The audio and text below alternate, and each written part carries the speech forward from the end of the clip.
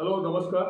मैं आचार्य अजीत आनंद जी आपके सामने आज पेश करता हूँ एक जन्मपत्री मिलाप के गुण दोष की बात, जो आपको जाननी जरूरी है, क्योंकि आपको भी भविष्य में अगर किसी के इन गुणों का आपको मालूमात होता है, आपको खबर पड़ती है, तो आप उसमें कौन से तरीके से डिसीजन लें, कौन से तरीके से आप उसको आगे बढ़ाएं, वो आपको मालूम पड़ेगा।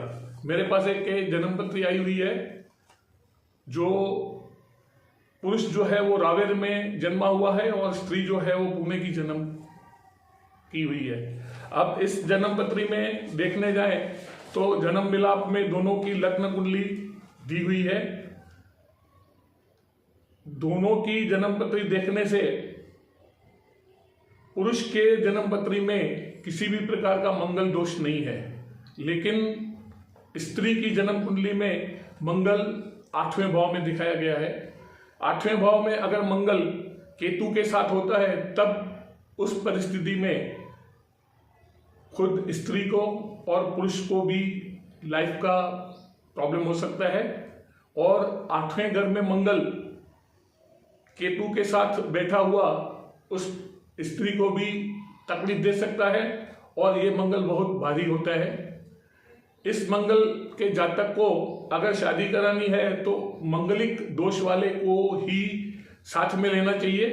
इस मिलाप में पुरुष की जन्म पत्री में मंगल दोष नहीं है। उससे देखने जाए तो ये जो मैरिज होने वाली है या करने वाले हैं उनको नहीं करनी चाहिए, और यहाँ पे उसको रिजेक्ट करना चाहिए, क्योंकि मैरिज के बाद कलेश, प्रॉब्लम और जो दूसरी तकलीफें, शारीरिक तकलीफें खड़ी होगी, वो उनको चैन से रहने नहीं देगी।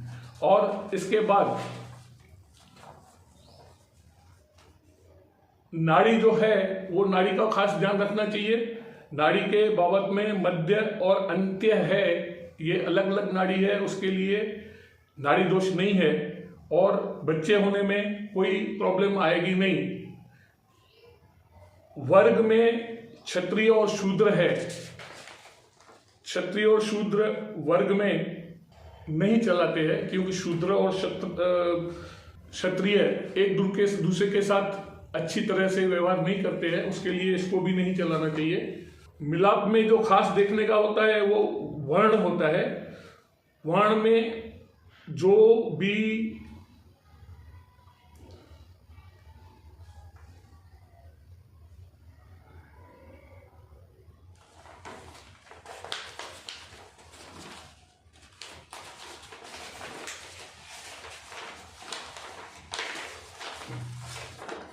इस जन्म पत्री के अगर वर्ण देखने जाएंगे तो क्षत्रिय और शूद्र है। क्षत्रिय और शूद्र के हिसाब से दोनों को एक एक अंक प्राप्त है। और आगे देखने से वैश्य, वंचर, मानव है, जिसमें वंचर यानी जंगली जानवर कहा जाता है, और मानव के साथ जंगली जानवर कभी रह नहीं सकता है। उसके लिए 2 में से बिल्कुल 0 मिला हुआ है, ये नहीं चल सकता है।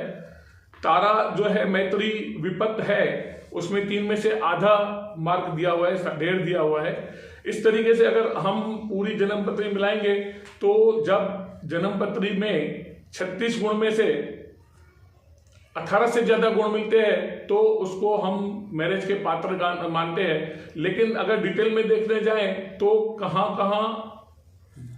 जहां कम मार्क्स है, कम दिया है, उसका उपाय करके हम आगे बढ़ सकते हैं। लेकिन मांगलिक दोष के हिसाब से यह जन्म पत्री मैरिज करने के लायक नहीं है। उसके लिए मैंने इन दोनों पुरुष और स्त्री को मैरिज के बारे में आगे बढ़ने के लिए ना बोला था। आप भी ध्यान रखिए, अगर मांगलिक एक पात्र मांगलिक है और दूसरा पात्र मांगलिक नहीं है तो इस किस्से में आपको वहां पे ब्रेक लगानी चाहिए।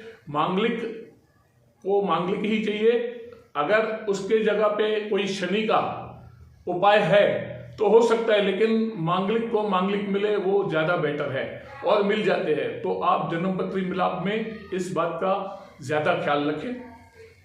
मांगलिक के ऊपर मैंने अलग एक वीडियो दिया हुआ है, आप वो देख लीजिए, तो आपको ज्यादा अच्छा अनुभव, जानकारी मिलेगी। नमस्कार।